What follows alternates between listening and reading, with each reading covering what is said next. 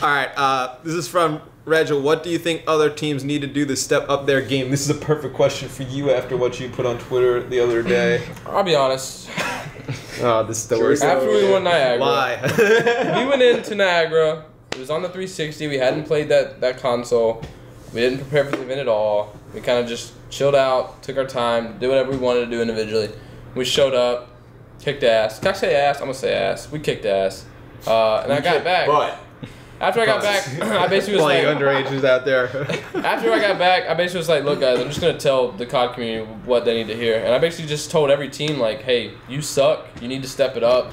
This is getting extremely easy for us, and it's to the point where it's not even fun. Like beating up on teams isn't even like worth it to us anymore. We want some real competition. I think What? I think it's fun. I want real competition. I play for the competition. So to answer your question, sir, What do they need to do? How do you know it's on down?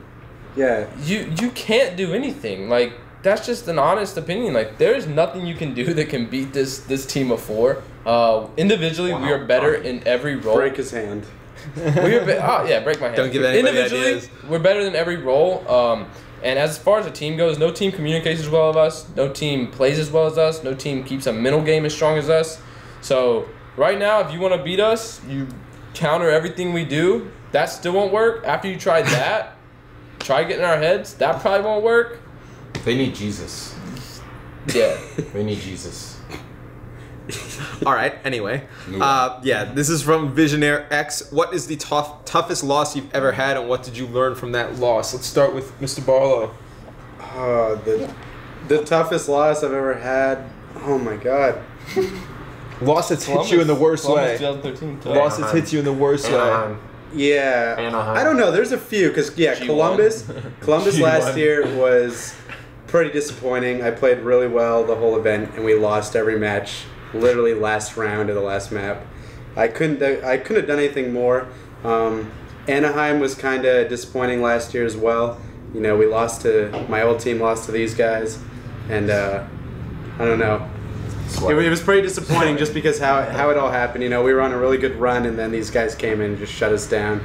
So yeah, I'd say those are probably 2 of the most disappointing losses I've had. I don't think I've ever had a disappointing loss. Facts.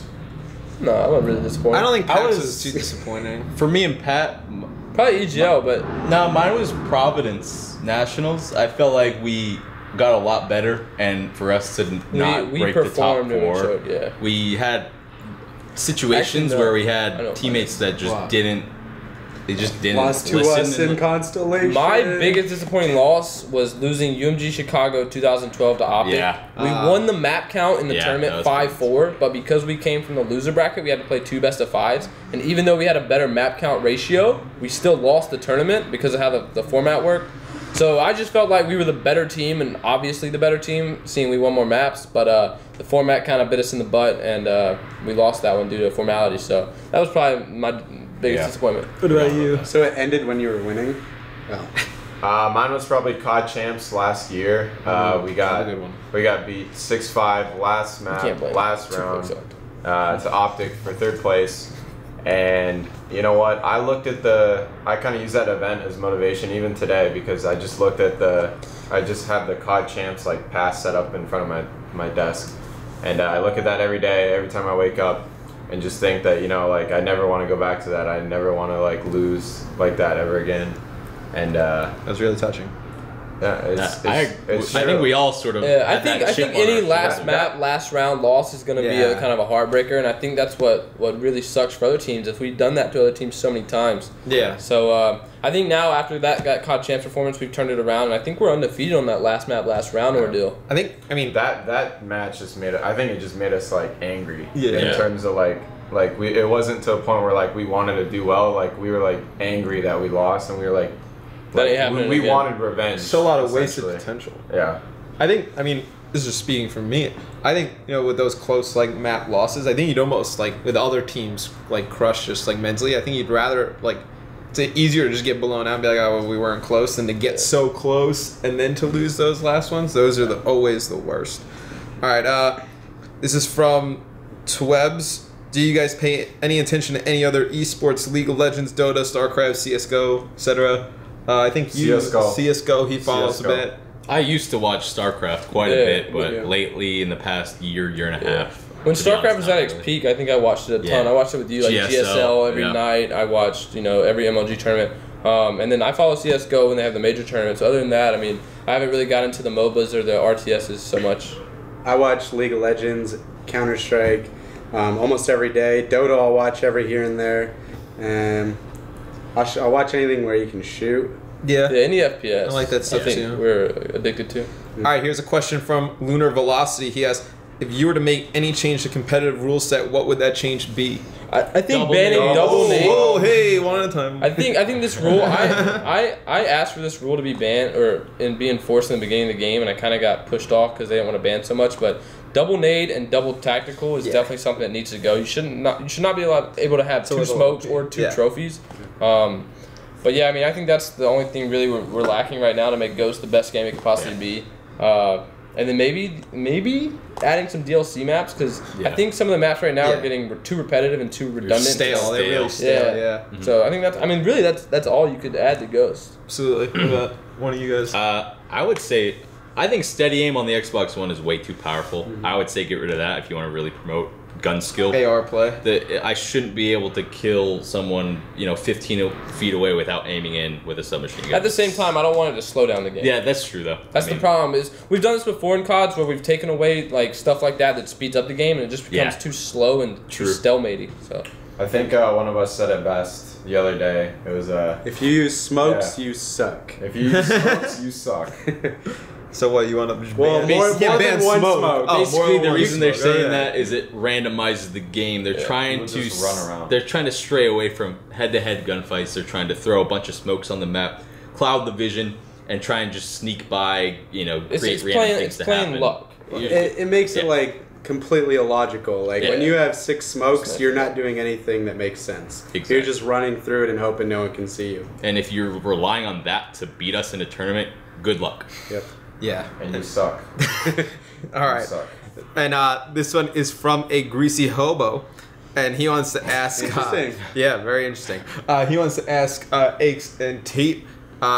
Do you guys have superpowers since you've teamed together for so long? Like, can you read each other's minds at this point? You guys have some weird stuff going on. I think to this point we can pretty much read each other's mind. I think what it gets down to is if we're in like a 2v something scenario, we look at our mini map, and it's to the point where after 4 years I can say, okay, I know what he's looking, I know what he has, I know what he's thinking. So I kind of base my play off what I know he's gonna do, and I think that's what comes over 4 years of teaming. Right. Something that a team will take, maybe 2, 3, 4 seconds to say.